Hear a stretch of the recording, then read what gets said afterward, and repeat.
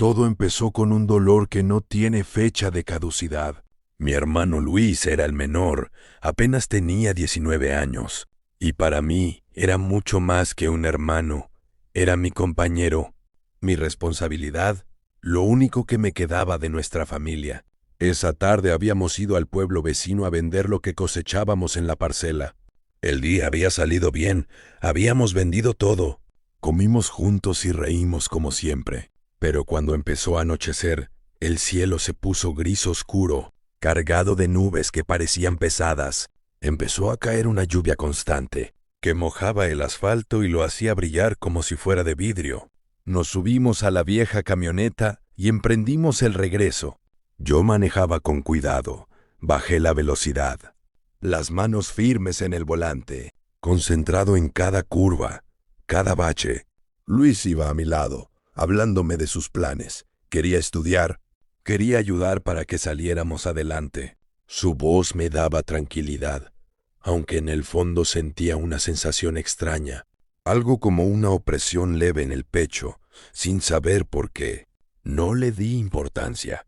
Pensé que era solo el cansancio o el mal tiempo. «Ve más despacio, hermano. No hay prisa», me dijo Luis con su voz tranquila. «Sí, ya voy lo más lento que puedo». «No te preocupes», le respondí. Y era verdad. No iba rápido, no corría riesgos. Hacía todo lo que debía para ir seguro. Llegamos a esa curva, la que todos saben que es estrecha cuando llueve. Giré el volante con suavidad, sin movimientos bruscos, tal como lo había hecho cientos de veces antes. Pero justo en ese momento, de repente, apareció otra camioneta en sentido contrario. Venía demasiado rápido, deslizándose por la lluvia, y cruzó casi por completo hacia nuestro carril. Salió de la niebla de golpe, sin dar tiempo a nada. Yo giré hacia el borde para esquivarla. Frené con suavidad, pero el otro vehículo nos rozó, con tanta fuerza por el costado derecho, que nos empujó hacia afuera. Fue un impacto seco, inesperado, algo que nadie podía prever ni evitar. Sentí como la camioneta se inclinaba y salía del camino, sin que yo pudiera hacer nada para detenerlo. En esos segundos que parecieron eternos, todo se sintió más lento. Escuché el rechinar del metal, el agua corriendo, el viento aullando, y luego la voz de Luis gritando mi nombre lleno de miedo, antes de que empezáramos a rodar por la pendiente. El sonido fue ensordecedor. Piedras, lodo y ramas golpeando la carrocería, cristales rompiéndose. Después de varios rebotes, todo se detuvo con un golpe final. Cuando logré abrir los ojos, estaba aturdido, con dolor en todo el cuerpo, la cabeza zumbando y sangre bajándome por la frente. Me costó moverme, pero al mirar a Luis, mi corazón se me heló. La puerta de su lado se había soltado, y él había salido despedido unos metros más allá, entre el lodo y las rocas. Me arrastré hasta él, gritando su nombre, con las manos temblando. Todavía respiraba, pero con mucha dificultad. Su rostro estaba pálido. Sus ojos me miraban con una mezcla de dolor y una ternura inmensa. Y con la poca fuerza que le quedaba, levantó la mano y me tomó de la mía con suavidad. Su piel estaba muy fría. «Martín, hermano mío», me dijo con la voz quebrada, casi en un susurro, como si le costara sacar cada palabra. «Siempre estuve orgulloso de ti. Nunca olvides cuánto te quiero. Eres lo mejor que tengo». Hizo una pequeña pausa, respirando con dificultad, y apretó un poco más mi mano antes de seguir. «Prométeme que te cuidarás, que seguirás adelante, que no te dejarás vencer por nada, y que guardarás siempre en tu corazón todo lo que vivimos. No dejes que nada borre lo que somos». Intenté decirle que se quedara, que lo iba a sacar de ahí, que todo iba a estar bien, que no me dejara solo, pero las palabras se me quedaron atoradas en la garganta. Él solo me miró con una sonrisa muy leve, triste pero tranquila, y poco a poco sus dedos se aflojaron. Sus ojos se cerraron despacio y su respiración se apagó, igual que se apaga una vela cuando se acaba el aire. Me quedé ahí bajo la lluvia, abrazándolo, y fue entonces En ese momento, cuando esa sensación leve que había sentido antes se transformó en una culpa inmensa.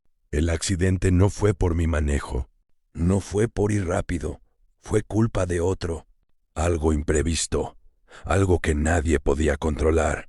Pero yo sentía que, aunque no hubiera una culpa real ante los demás, yo había sentido esa señal, esa advertencia sin nombre, y la había ignorado. Ahora me quedaba con ese peso, con esa duda que no me dejaría descansar jamás. Lo único que quería era una oportunidad, despedirme bien, pedirle perdón de frente, escuchar que me entendía y que mi culpa no tenía por qué consumirme para siempre. Cegado por esa necesidad, empecé a buscar por mi cuenta.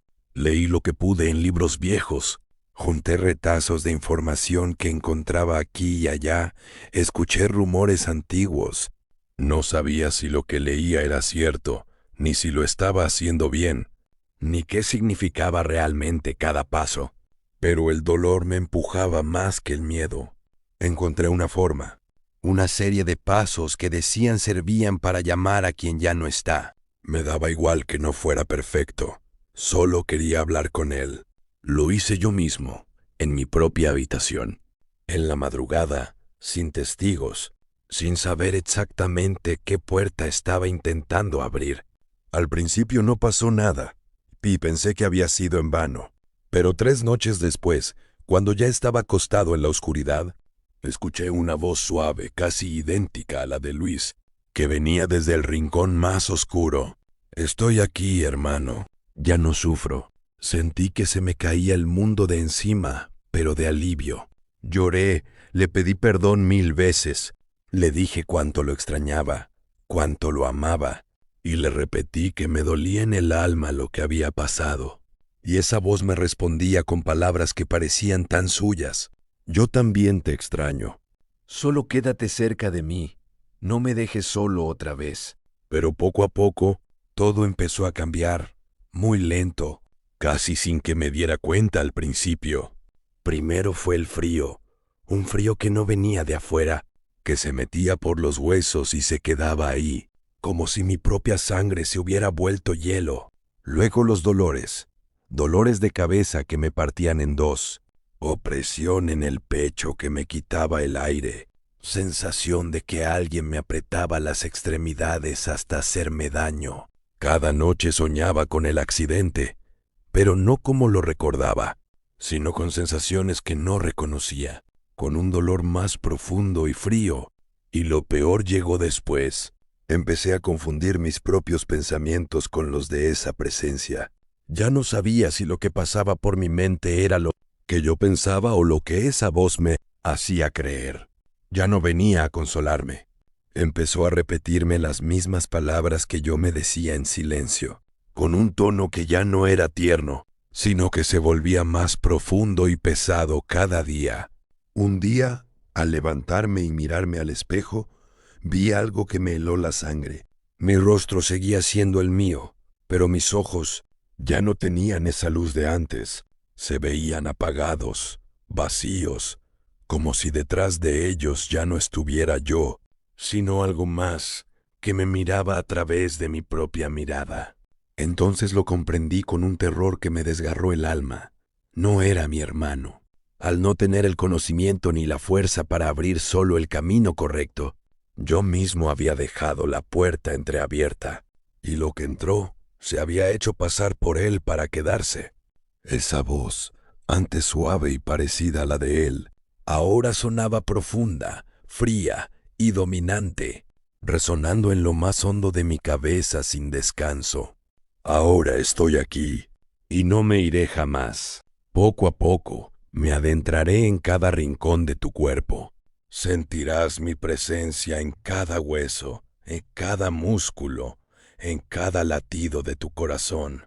Haré que sientas un dolor que no tiene nombre, un sufrimiento que no conocerá el final. Día tras día, noche tras noche, por toda la eternidad. Tomaré tu mente, borraré tus recuerdos, apagaré tu voluntad. Me apoderaré de tu alma hasta que no quede nada de lo que eras.